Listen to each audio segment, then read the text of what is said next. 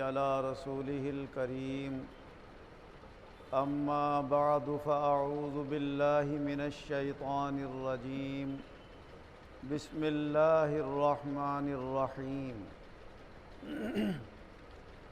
إن الله اشترى من المؤمنين أنفسهم وأموالهم بأن لهم الجنة۔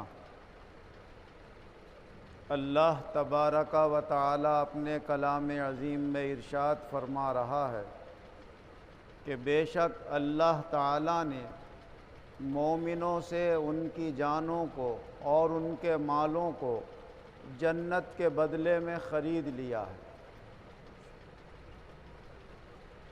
اللہ تبارک و تعالی نے اپنے بندوں سے یہ فرمایا ہے کہ اے میرے بندو، تم اپنے جان اور اپنے مال میری مرضی کے مطابق خرچ کرو تو میں اس کے بدلے میں تمہیں جنت عطا کروں گا۔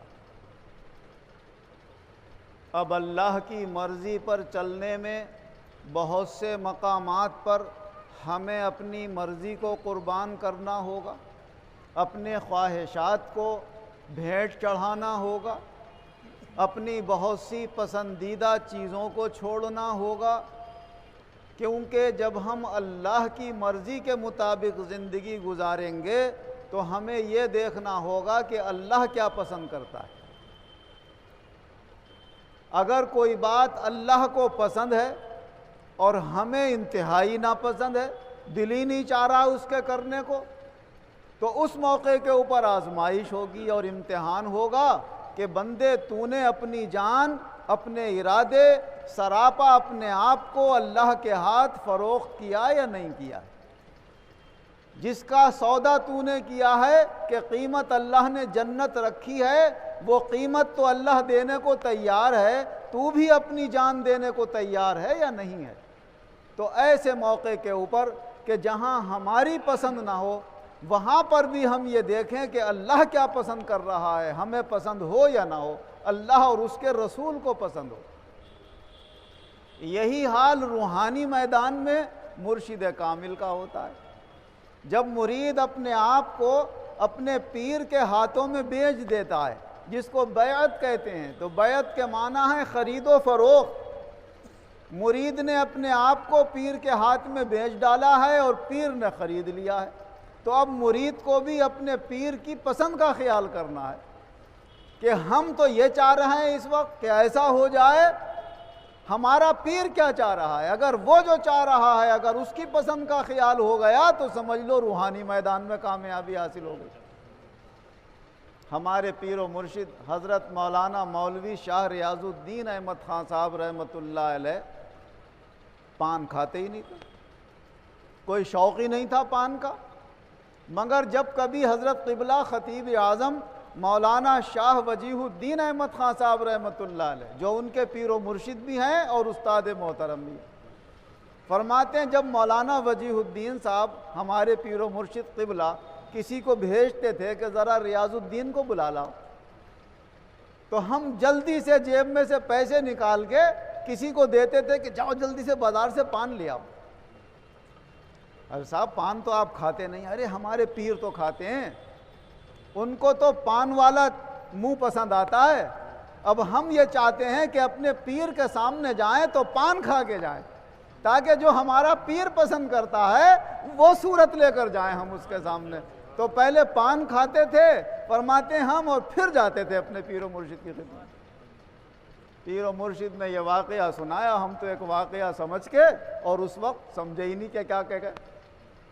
اب سمجھ میں آتا ہے کہ وہ یہ سمجھانا چاہتے ہیں کہ اگر کچھ مرتبہ، مقام اور بلندی چاہتے ہو تو اپنے پیر کی پسند پر اپنے آپ کو قربان کرو، اس کی پسند کا خیال کرو، کیونکہ حالات الگ الگ ہوتے ہیں، احوال الگ الگ ہوتے ہیں۔ کبھی حال ایسا ہوتا ہے اس کا دل چاہتا ہے کہ میرے مرید میرے آس پاس بیٹھے آ کر، میں باتیں کروں ان سے، وہ مجھ سے باتیں کریں۔ کبھی یہ دل چاہتا ہے کہ میں اکیلا بیٹھوں اور سب ہٹ جائیں، اور یہ حال سب حضور نبی اکرم صلی اللہ علیہ وسلم سے آئے ہیں۔ حضرت ابو ذر رضی اللہ عنہ روایت فرماتے ہیں کہ رات کا وقت تھا اور حضور صلی اللہ علیہ وسلم احد پہاڑ کی جانب اکیلے جا رہے تھے اور کوئی ساتھ میں نہیں تھا۔ ویسے حضور اکیلے نہیں جایا کرتے تھے، یا تو حضرت ابو بکر ساتھ میں ہوتے تھے، یا حضرت عمر ہوتے تھے، یا دونوں حضرات ہوتے تھے، یا حضرت علی ساتھ میں ہوتے تھے، کوئی نہ کوئی 2-4 صحابہ ساتھ میں ہوتے تھے۔ اکیلے جا رہے ہیں۔ حضرت ابو ذر رضی اللہ عنہ فرماتے میں سمجھ گیا کہ اس وقت حضور کا دل یہ چاہ رہا ہے کہ میں اکیلا رہوں اور کوئی میرے ساتھ نہ ہو، تو اس لیے میں بھی حضور کے قریب نہیں گیا، لیکن میں دور سے دیکھنے لگا کہ یہ حضور کی کیا کیفیت ہے، کیا حال ہے۔ کہا حضور صلی اللہ علیہ وسلم نے محسوس کر لیا۔ کہا کون ہے؟ ابو ذر ہے؟ کہا ہاں حضور میں ہوں۔ تو کافی دور تھے، فاصلے تھے، سے اندھیرا تھا، حضور سے کیا چھپا ہوا تھا۔ فرمایا بھائی ہمارے قریب آ جاؤ۔ تو وہ قریب آ گئے تو فرمایا میرا دل چاہ رہا تھا آج کہ ذرا میں کچھ اکیلا رہوں، تنہائی میں رہوں یہاں پر۔ تو کبھی کبھی یہ دل چاہتا ہے کہ آدمی اکیلا رہے، تو اس وقت یہ ہمیں سوچنا ہے کہ اس کے حالات ہمیں کیا بتا رہے ہیں، اس کے پاس بیٹھنا مناسب ہوگا یا اس کو اکیلا چھوڑ دینا زیادہ مناسب ہوگا۔ ہمارا دل چاہ رہا ہے کہ ہم بیٹھے، پیر کا دل چاہ رہا ہے کہ نہیں بیٹھے، تو ہمیں پیر کے دل کا خیال رکھنا۔ اور پیر، مولوی صاحب نے فرمایا بھائی تم پیر کس کو سمجھتے ہو؟ تمہارا پیر کوئی آدمی ہے یا اللہ ہے؟ ہم نے کہا صاحب یہ تو ہمیں کیا معلوم، ہم نے تو پیر کے ہاتھوں میں ہاتھ دے دیا۔ فرمایا اگر بندے کو پیر سمجھو تو شرک ہے، پیر تو سب کا ایک ہے، اللہ۔ اور تم جو یہ ہاتھوں میں ہاتھ دے کر کسی اپنے زمانے کے ولی کے یا عالم کے یا کسی بھی کامل کے ہاتھوں میں ہاتھ دیتے ہو، یہ تو واسطہ اور ذریعہ ہوتا ہے وہاں تک پہنچانے کا۔ اور جو بھی تمہیں اللہ کی نعمتیں ملیں گی، جب ذریعہ یہ بنایا، تو حضرت شاہ ولی اللہ محدث دہلوی رحمۃ اللہ علیہ بھی حجت اللہ البالغہ میں تحریر فرماتے ہیں کہ اللہ تعالیٰ کا یہ جو فرمان ہے حدیث قدسی، انا عند ظن عبدی بی، میں اپنے بندے کے گمان کے ساتھ ہوتا ہوں، جیسا گمان کرتا ہے ویسی ہو جاتا ہوں۔ جب میرا بندہ پیر کے واسطے سے میرے قریب آ رہا ہے تو اس کا گمان یہ ہے کہ مجھے جو کچھ ملے گا پیر کے واسطے سے ملے گا، تو اب میں اس کے گمان کے مطابق ہی اسے دوں گا۔ اگر گمان یہ کیا اور چاہے کہ کسی اور راستے سے مل جائے تو پھر ملنے والا نہیں۔ تو پہلے بندہ جو گمان قائم کر لیتا ہے، اللہ تعالیٰ اسی گمان کے واسطے سے عطا فرماتا ہے۔ اب اللہ تبارک و تعالیٰ کی جو پسندیدہ باتیں ہیں وہ مسلمان جانتے ہی ہیں۔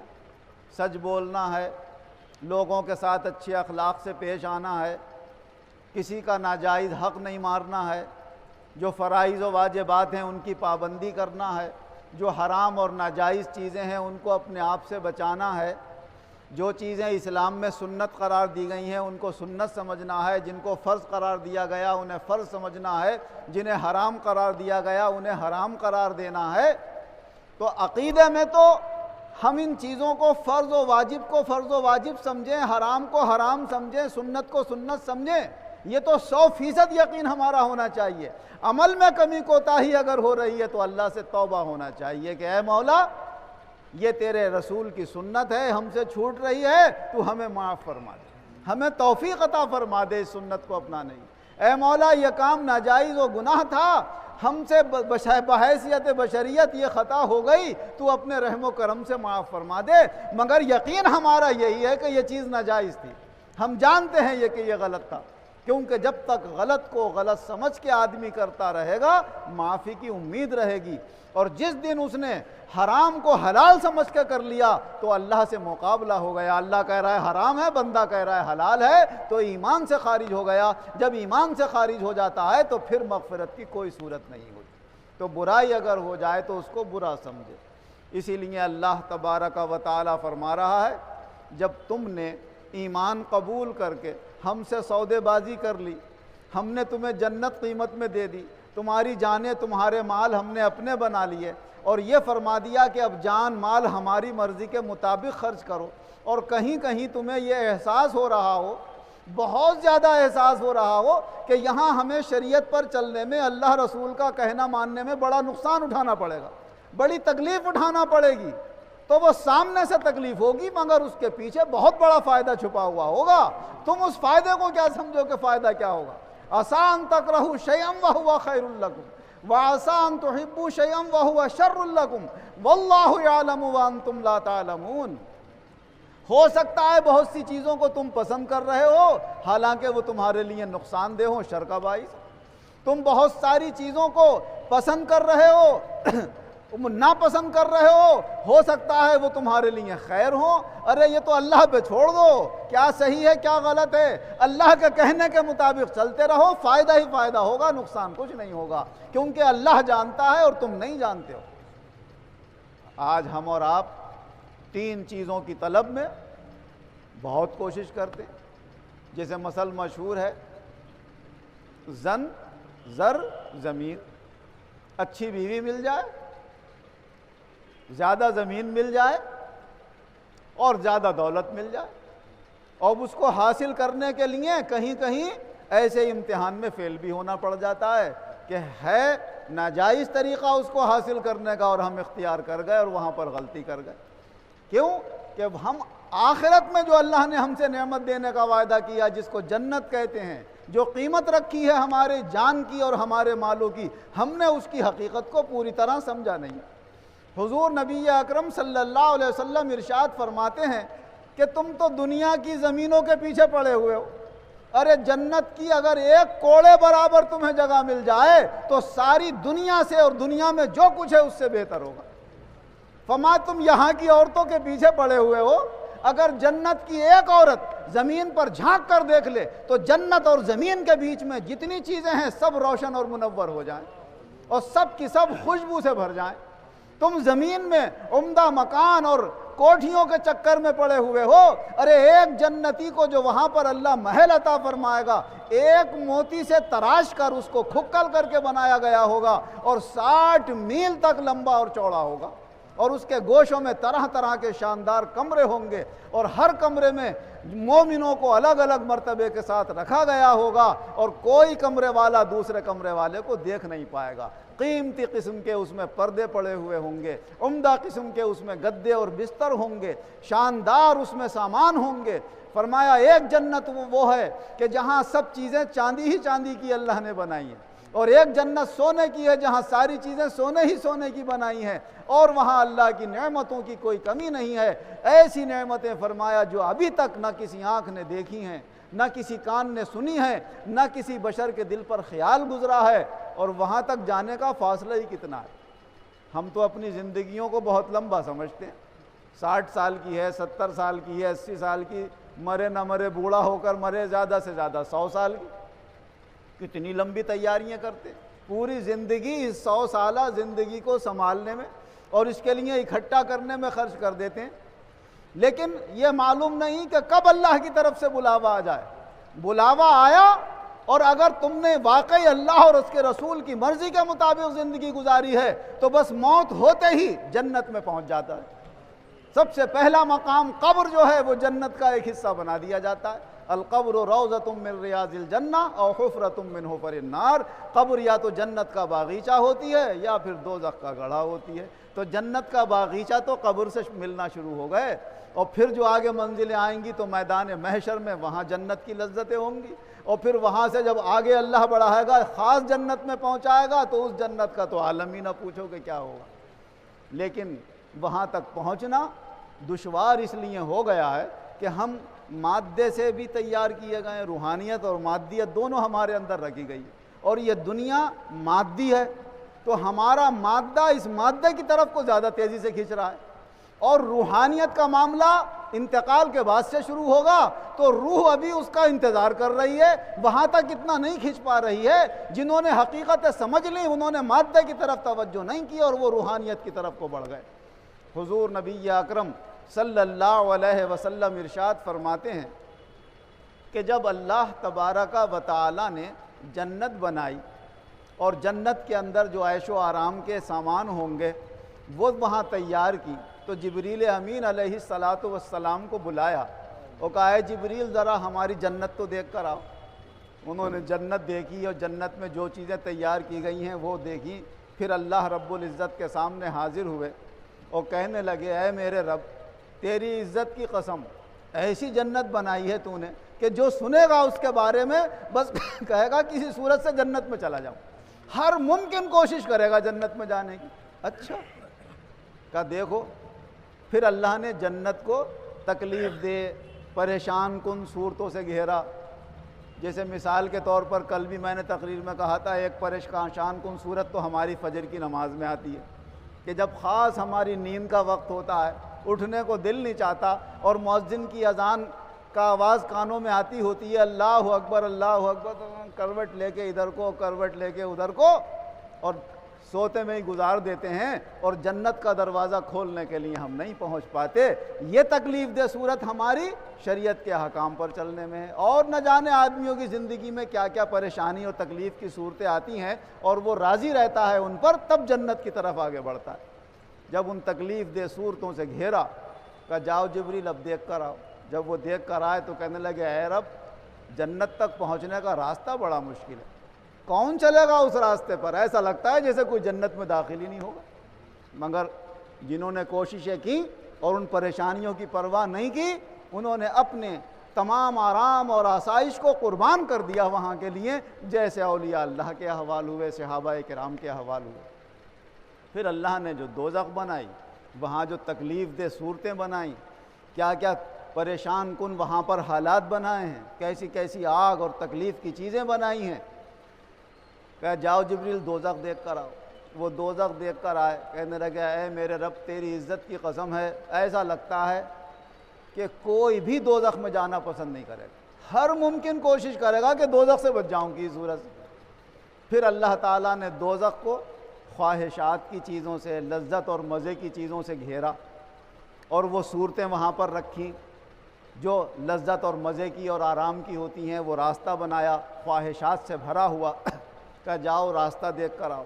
جب وہ دیکھ کر آئے تو کہنے لگے اے میرے رب تیری عزت کی قسم ہے، راستہ اتنا مزیدار ہے اور اتنا لالچ پیدا کرے گا انسان میں، ایسا خواہشات اور مزوں سے بھرا ہوا ہے کہ ہر آدمی ادھر کو جانے کی کوشش کرے گا. مجھے تو لگتا ہے کہ کوئی بچ ہی نہیں پائے گا جو دوزخ میں داخل نہ ہو جائے.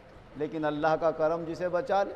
کتنی ہستیاں اللہ کے مقرب اور نیک بندے ہوئے کہ انہوں نے خواہشات کی پرواہ نہیں کی، خواہشات کی طرف نظر ہی نہیں رکھی، اور اپنے مولا سے کہا کہ مولا خواہشات کا حصہ ہے تو ہمارے اندر، دل تو چاہتا ہے ادھر کو جانے کو، مگر جسے تو اپنے کرم سے بچا لے اسے نہ شیطان تکلیف پہنچا سکتا ہے، نہ نفس پریشان کر سکتا ہے، نہ نفسانی خواہشات اسے گھیر سکتی ہیں. تو اللہ نے بے شمار اپنے بندوں پہ کرم فرمایا ہے اور انہیں جنت میں جانے کے لائق بنایا ہے. اللہ جل شانہ وعم نوالہ اپنے محبوب حضور صلی اللہ علیہ وسلم کے صدقے میں ہمارے اوپر بھی کرم فرمائے، اور جو وہ خواہشات جو دوزخ کی طرف لے جانے والی ہیں اللہ ان سے بچنے کی توفیق عطا فرمائے، اور وہ راستہ جو جنت تک پہنچانے والا اللہ اس پر بآسانی ہمیں چلنے کی توفیق عطا فرما کر بآسانی جنت میں داخل فرمائے. آمین. وآخر دعوانا ان الحمد للہ رب العالمین والعاقبۃ للمتقین والصلاة والسلام علی خیر خلقہ محمد وآلہ واصحابہ اجمعین. اے اللہ ہمارے گناہوں کو معاف فرما، آئندہ گناہوں سے بچنے کی توفیق عطا فرما. اپنے فضل و کرم سے اپنے محبوب بندوں کے صدقے میں مولا جو بیمار ہیں انہیں شفا عطا فرما، جو قرض دار ہیں انہیں قرضوں سے نجات عطا فرما، جو بے روزگار ہیں انہیں اچھے روزگار عطا فرما، جو برسر روزگار ہیں ان کے روزگاروں میں خیر و برکت اور ترقیاں عطا فرما. زیادہ سے زیادہ ہماری نگاہوں سے مولا پردے ہٹا کر معرفت اور پہچان عطا فرما، علم نافع عطا فرما، جہالت اور گمراہی سے ہر طرح کی خرابی سے ہماری حفاظت فرما. خاص طور سے فلسطین اور اسرائیل کے درمیان جو جنگ ہو رہی ہے مولا، اگر یہ نقصان دہ ہے تو اس کو روک دے، اور قتل و قتال اور غارت گریوں سے سب کو محفوظ فرما، اور فائدہ مند ہو تو اسے قائم رکھ کر مسلمانوں کو شاندار کامیابی عطا فرما، غلبہ فتح اور نصرت عطا فرما. اپنی غالب قدرت سے غیب سے اپنے فرشتوں کے ذریعے مدد فرما کر شاندار کامیابی عطا فرما، اور دشمنان اسلام کو، ان کے حمایتیوں کو مغلوب فرما، ان کی طاقتوں کو توڑ دے، ان کی ہمتوں کو پست فرما. اے اللہ ہماری دعاؤں کو اپنے مقبول بندوں کے صدقے میں شرف قبولیت عطا فرما. آمین بجاہ النبی کریم.